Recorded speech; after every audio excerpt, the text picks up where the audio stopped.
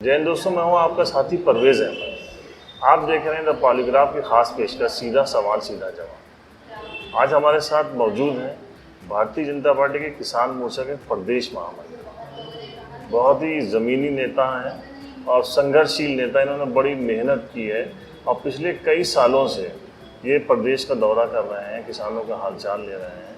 लेकिन इनकी जो पृष्ठभूमि है, जहाँ पे इन्होंने विशेष मेहनत की है, वो बाराबंकी जनपद का रामनगर विधानसभा है, जहाँ से आप कई सालों से प्रगतिशील हैं, वहाँ से आप चुनाव भी लड़ने की इच्छा रखते हैं। आपका बहुत बहुत स्वागत है मेरे कार्य। नमस्कार। अबाउद्दीन जी, अभी जो वर्तमान में जो हाल है किसानों का और जो घटना हुई है लखीमपुर खीरी, इससे पार्टी के ऊपर क्या असर पड़ा? देखिए, जो लखीमपुर खीरी की घटना है वह दुखद घटना है।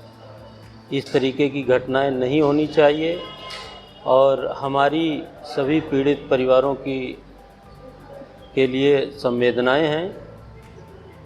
और आपके चैनल के माध्यम से हम सरकार की तरफ से आपको आश्वस्त करते हैं कि एक भी जो भी दोषी हैं, किसी को किसी भी प्रकार से बख्शा नहीं जाएगा। वह चाहे किसी भी पद पर हो या किसी भी सोर्स सिफारिश कहीं से कुछ भी हो, हर पीड़ित को पूरा न्याय मिलेगा और जो भी दोषी हैं उनके खिलाफ सख्त से सख्त कार्रवाई होगी। अच्छा, किसानों से क्यों इतने लंबे टाइम से आपकी सीधी 1-to-1 लड़ाई चल रही है किसानों से? किसान इतना नाराज है, किसान को क्यों नहीं मनाते? देखिए परवेज भाई, एक बहुत बड़ी समस्या यह है कि लोग कह रहे हैं किसान आंदोलन कर रहा है। किसान आंदोलन क्यों कर रहा है? सवाल इस बात का है, अगर बिल का आंदोलन कि बिल गलत है, जो 3 कृषि कानून लागू हुए हैं वह कहने का मतलब गलत है। अगर जो लोग कह रहे हैं, जो धरना प्रदर्शन कर रहे हैं, जो किसान के रूप में वहाँ बैठे लोग, वो कह रहे हैं कि यह बिल गलत है, इससे किसानों को हानि होगी, तो इस निमित्त सरकार ने 12 मरतबे वार्तालाप किया। जब 12 मरतबे वार्तालाप किया, अगर कोई कमी थी तो उस कमी को वह दर्शाते। और उसके बावजूद मैं ये कहना चाहता हूँ कि बात ही नहीं कर रहे हैं ना वो किसानों की। तो ये जो मैं क्या कह रहा हूँ, अभी सुनिए, मैं क्या कह रहा हूँ कि जब ऑलरेडी कोर्ट ने बिल का स्थगन कर दिया है तो यह धरना प्रदर्शन कैसा? अभी आपकी जानकारी में होना चाहिए कि बिल लागू नहीं है, कोर्ट का स्थगन है, तो धरना प्रदर्शन कैसा? और दूसरा विषय मैं ये कहना चाह रहा हूँ कि कॉन्ट्रैक्ट फार्मिंग पर जो रूमर फैलाया जा रहा है कि किसानों की ज़मीन चली जाएगी, तो हम आपको ये बताना चाहते हैं कि ऑलरेडी 7-8 राज्यों में पहले से कॉन्ट्रैक्ट फार्मिंग चल रही है, जिसमें आपका पंजाब भी है, जिसमें आपका महाराष्ट्र भी है, जिसमें आपका छत्तीसगढ़, क्या नाम आपका, हरियाणा भी है। ये बात आप अभी तक किसानों को नहीं समझा। लगातार किसान, वो है किसान नहीं है, किसान अपने खेतों में कार्य कर रहे हैं। वहाँ पर बैठे जो लोग हैं वह विपक्षी दलों के या कुछ संगठन के कार्यकर्ता हैं। अभी जब लखीमपुर की घटना हुई, अभी मैं दूसरी बात बता दूं, अभी कृषि कानून पे मैं बात कर रहा हूँ। मैं कृषि कानून पे दूसरा विषय जो रूमर फैलाया गया कि सरकार आपकी एमएसपी समाप्त कर देगी, फैलाया गया। आप बताइए, लगातार आप भी जान रहे हैं, हम भी जान रहे हैं, लगातार एमएसपी की बढ़ोतरी हो रही कि नहीं हो रही है? दूसरा रूमर फैलाया गया कि साहब मंडियां समाप्त कर देंगे। अब आप बताइए, मंडियां जो पहले से थीं उनमें 20% अधिक मंडियों का निर्माण कराया गया। जो मंडियां थी उनका सुदृढ़ीकरण कराया गया, उनको और व्यवस्थित कराया गया। 1000 से ऊपर इनाम मंडियों को जो है इनाम से जोड़ा गया है। आप यह बताइए कि किसान को यह हक नहीं होना चाहिए कि बाराबंकी में अगर वह अपना पेपरमेंट, मेंथा ऑयल, तेल पेरता है, उगाता है, तो उसको हरियाणा में बेचने का हक हो, उसको मध्य प्रदेश में बेचने का हक हो? होना चाहिए कि नहीं होना चाहिए? आपने अभी कहा कि जो लोग धरना प्रदर्शन कर रहे हैं वो किसान नहीं है। अभी जब लखीमपुर की घटना होती है और सरकार संकट में आती है, तो उन्हीं के नेता राकेश सिंह टिकैत को आगे करके समझौता कराया जाता है। राकेश सिंह टिकैती लगातार अगुवाई कर रहे हैं सारे धरना प्रदर्शन की, और आप कह रहे हैं कि वो किसान। परवेज भाई, राकेश सिंह टिकैत स्वयं किसान नहीं है, मैं ये दावे के साथ कह सकता हूँ। राकेश टिकैत वह अगर किसान होते तो आपको नजर आते। अरबों खरबों की जिसकी संपदा है वह किसान कैसे हो जाता है? किस विधि से उन्होंने अरबों खरबों की संपदा को एकत्रित किया? किसान आप किसान हैं कुछ कि नहीं? देखिए, किसान हैं कि नहीं?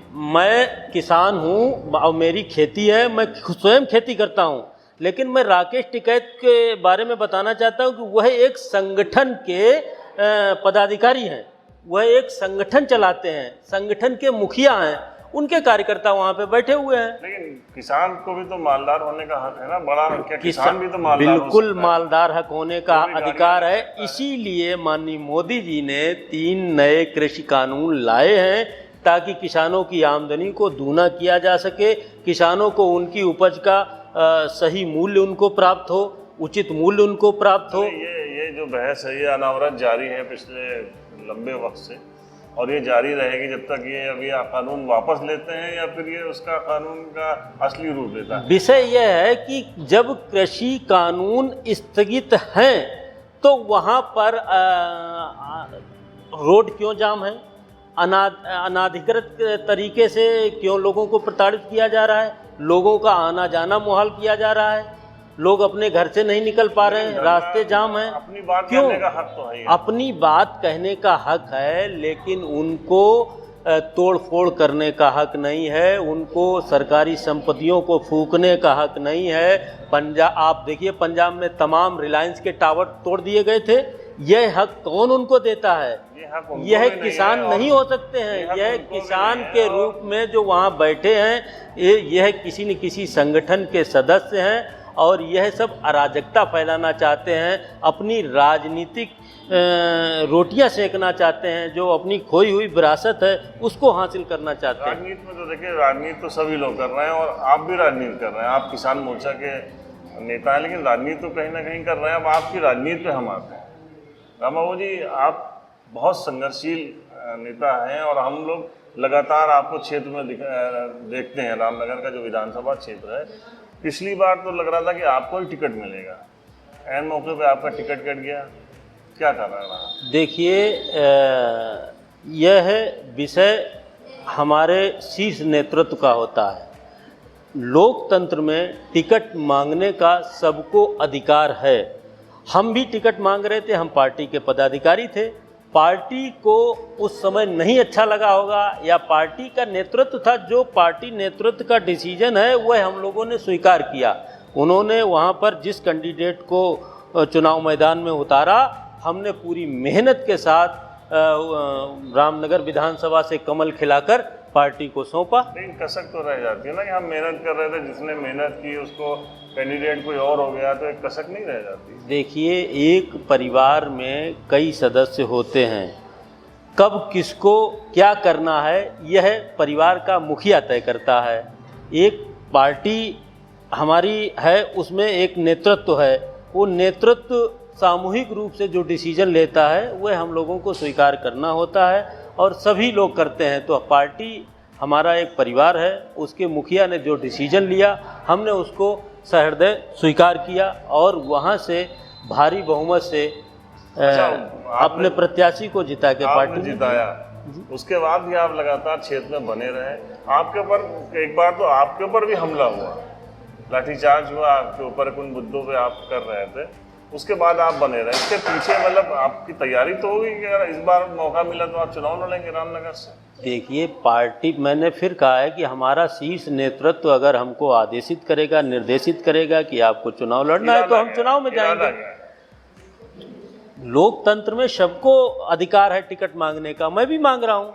अच्छा, क्या बाराबंकी में जिस वक्त आपके विधायक आप 4 जगह पे आप, ठीक है, और एक विषय आपने कहा था कि अभी आपने वहाँ संघर्ष किया, निश्चित तौर पे हमने वहाँ के गरीबों के लिए, मजदूरों के लिए, किसानों के लिए, जो बाढ़ पीड़ित क्षेत्र है उसके लिए निरंतर जो है हमने वहाँ पर संघर्ष किया।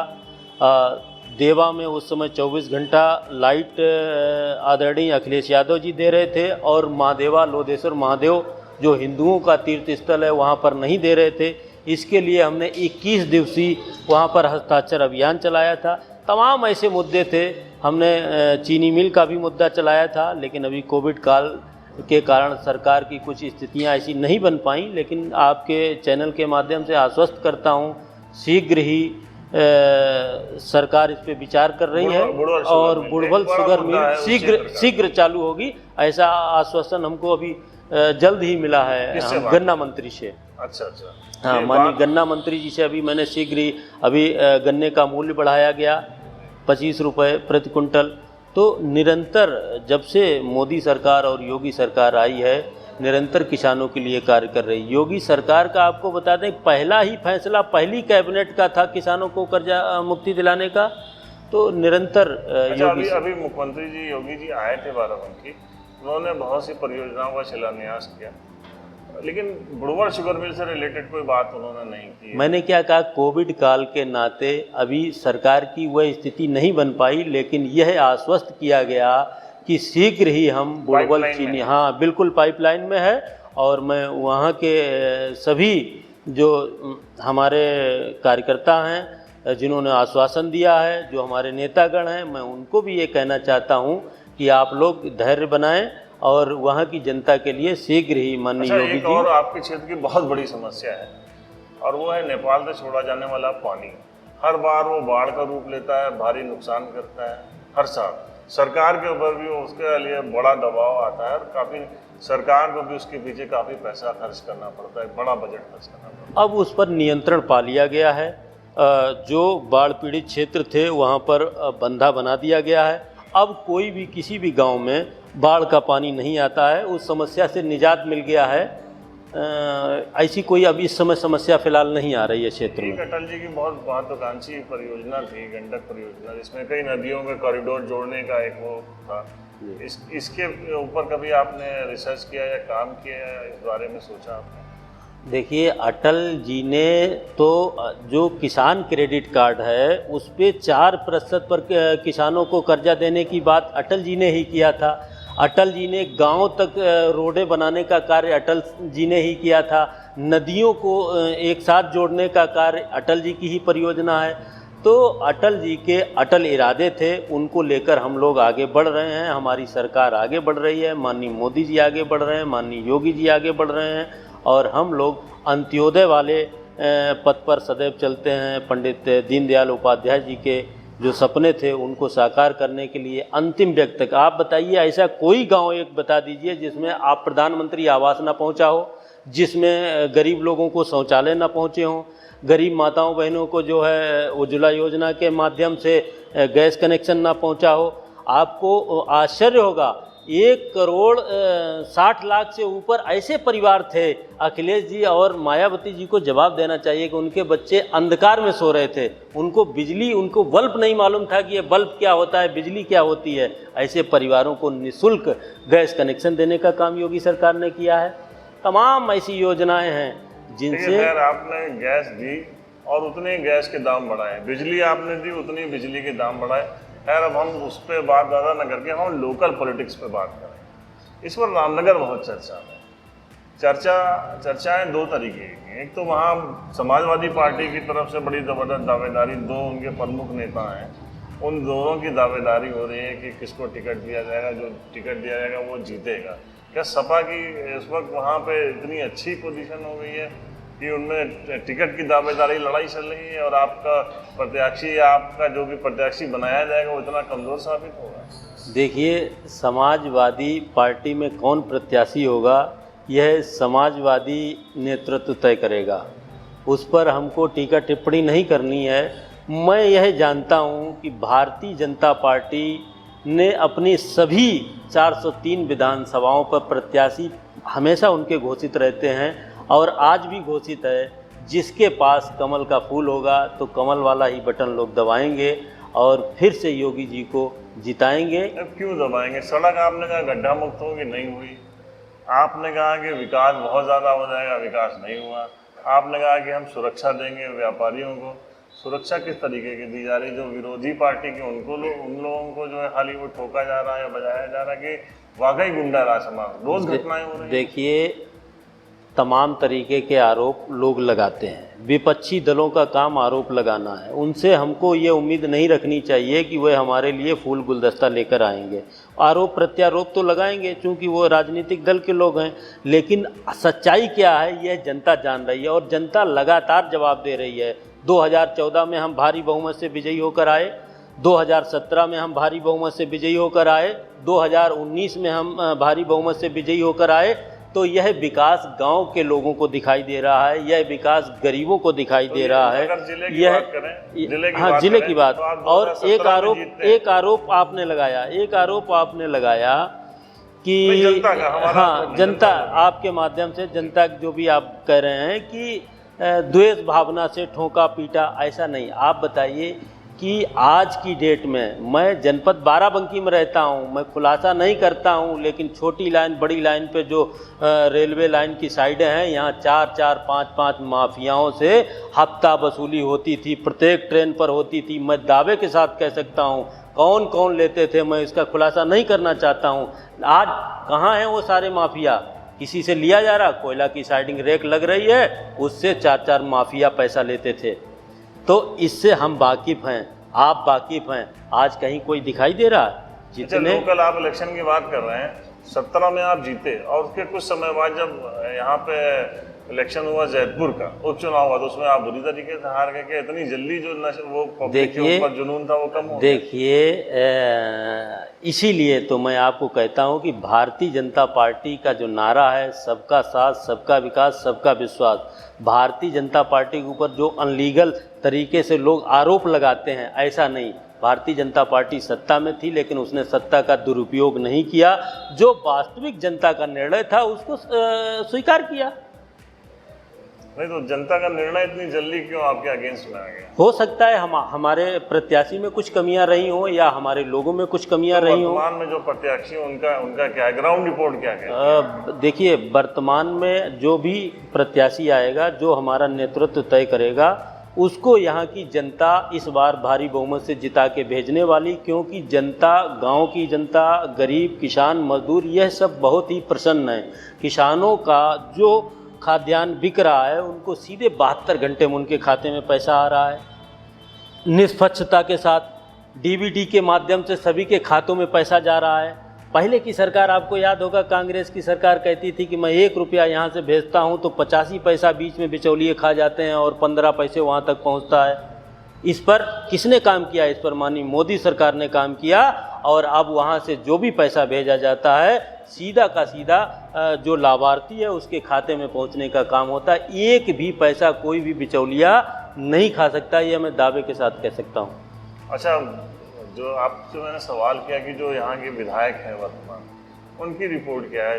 कहा जाता है हैदरगढ़ की पोजीशन बड़ी खराब है क्योंकि वो है वरिष्ठ, लेकिन बहुत निष्क्रिय रहे इस बार। कहा जा रहा है कि आपके जो कुर्सी विधानसभा क्षेत्र है, वहाँ के जो विधायक हैं उनसे पब्लिक बहुत नाराज है। देखिए, यही हाल कुछ आपका रामनगर क्षेत्र का है, तो इस परिस्थितियों में आप कैसे? देखिए, निरंतर हमारे भारतीय जनता पार्टी के जनप्रतिनिधि निरंतर जनता के बीच में रहते हैं। आप सोशल मीडिया के माध्यम से देख सकते हैं, उनके सुख दुख में सदैव रहते हैं। हैदरगढ़ की आपने चर्चा किया है, हैदरगढ़ के तो देवतुल्य हमारे माननीय विधायक जी हैं। वो निरंतर किसी भी, कोई भी एक छोटा कार्यकर्ता उनको फ़ोन करता है, सीधे फ़ोन करके वो उनके यहाँ पहुँचने का काम करते हैं।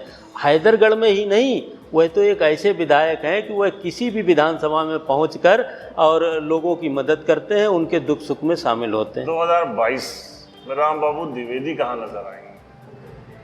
देखिए, मैं भारतीय जनता पार्टी का सिपाही हूं। जो नेतृत्व का आदेश होगा उसका मैं पालन करूंगा। अगर टिकट मिला तो चुनाव लड़ेंगे? टिकट अगर पार्टी देती है तो मैं चुनाव लड़ूंगा। रामनगर से? रामनगर से। वही मेहनत की है। जो पार्टी का निर्देश होगा उसका मैं अक्षरशः पालन करूंगा। एक ब्राह्मण आपके यहाँ और आ गया, बसपा ने अपना प्रत्याशी घोषित कर दिया, उससे पार्टी का कहीं नुकसान होगा? देखिए, जनता किसके साथ है? जनता मोदी जी के साथ है, जनता योगी जी के साथ है। जनता का भरोसा योगी पर है, जनता का भरोसा मोदी पर है। तो जनता जिसके साथ होगी, विजय उसी की होगी। लखीमपुर घटना का कोई असर नहीं पड़ेगा? लखीमपुर की घटना पे मैं पुनः आपसे कहता हूं कि 2022 में प्रचंड बहुमत से किसान ही कमल खिलाएंगे। आप देख लेना। पश्चिम में भी? निश्चित तौर पे पश्चिम में। तो ये थे रामबाबू द्विवेदी जी। हर सवाल का जवाब बहुत मंझे हुए पॉलिटिशियन के तौर पर इन्होंने दिया। अपनी पार्टी को डिफेंड किया, बाराबंकी के जो भाजपा के विधायक हैं उनको डिफेंड किया, और ये भी बताया कि अगर पार्टी उनको मौका देगी तो वो जनता की सेवा के लिए ज़रूर आएंगे। आप हमारे कार्यक्रम में आए, आपका बहुत बहुत धन्यवाद। नमस्कार।